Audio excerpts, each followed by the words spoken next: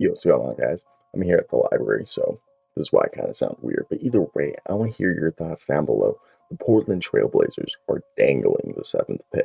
Supposedly, the Portland Trailblazers are trying to maximize their window for a championship with Damian Lillard. I want to hear your thoughts down below. Do you guys agree with this reporting, or is this just preposterous?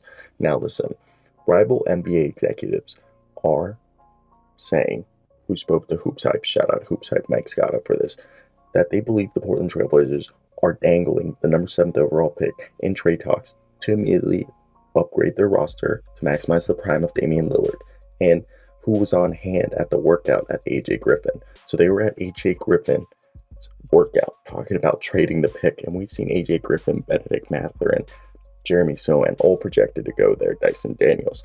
But now that we're hearing John Collins, okay, OG Anunoby, Rudy Gobert, as old guys who could potentially be traded this offseason.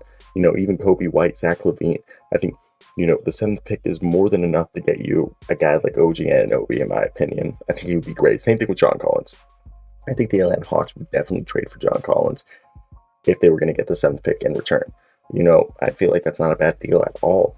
And I think the 7th pick can do a lot. I mean, even Christian Wood is supposedly having his trade value gauged by the Rockets this year. So this is a lot going on. And I know that we've heard also the Sacramento Kings thinking about trading the 4th overall pick. So in my opinion, a lot could be going on here because they also have Eric Bledsoe and a $21 million trade exception. Eric Bledsoe is only guaranteed 3.9 of that $19 million deal. So right there, that's like $15 million that a team could save if they trade for Eric Bledsoe, plus the trade exception of 21. That's $40 million of tradable assets in contract value, you could say, that they could trade, which could greatly work out in their favor. And I think this is something that people aren't considering whatsoever when you're thinking about Portland Trailblazers. I really think they'll land a fish, either a Rudy Gobert, a OG Anunoby. I don't know if Zach LaVine, I doubt Bradley Beal, but I do think a guy along those lines. I mean, Monte Morris and Will Barton are on the market too, and those are two guys that they could really, there's a bunch of players on the market that they could target that would tremendously help their team by a lot. And I think it's something we'll see in the next few weeks, definitely, because Portland needs to make moves to help their team grow. Okay, I mean, it's obviously it's not the most ideal situation, and they want to keep Damian Lillard there. They don't want Damian Lillard leaving. Okay, he's the best player they've had in decades. And at the same time, one could argue, is Damian Lillard worth building around at this point? I think so. I think he's worth everything that you could do. Okay, he's a phenomenal player. He's a generational talent. So yeah, is this an interesting situation? Yeah, they're in a juxtaposition because they have to make moves.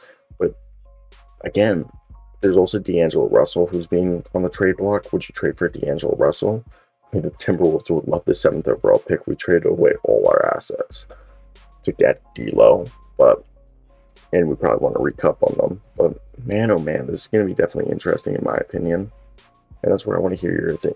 What are some deals you would want to get? I think, again, OG Anunoby would be, or Rudy Gobert. I'd rather get OG Anunoby, cheaper deal, 17. Because OG Anunoby, Josh Hart, Anthony Simons, and Damian Lillard. Again, that's not a playoff team, but hey, they're trying to find like a Brandon Ingram, I feel like, or like a Drew Holiday type trade. Like those types of trades that could really help the roster. Let me hear your thoughts.